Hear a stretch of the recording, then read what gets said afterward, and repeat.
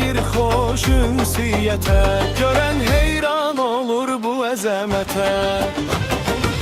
Burada kəndimiz var, doğma və ulu, xatirəmlə dolu cığır yolu. Durmana bürünər həm sağı solu, burada duyğularım gəlir ilqətə. Görən heyran olur bu əzəmətə. Gərəkli adında ey doğma kəndim, səndən ilham alalar hər misran bəndim. Köksündə boyatdım, nura bələndim, hər kəs alqış deyir saf ülviyyətə. Görən heyran olur bu əzəmətə.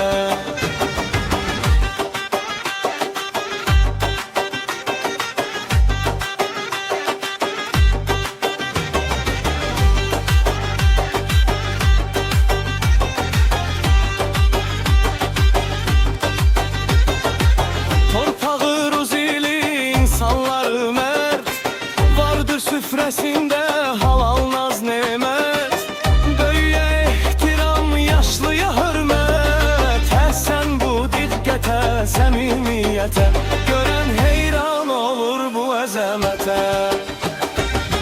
Vətən müqəddəsdir, əzizdir amən, Balakən hüsnündən mən heç doymadım. Gərəkli el obam, qolum qanadım, layiq sənən uca şana şöhrətə. Görən heyran olur bu əzəmətə.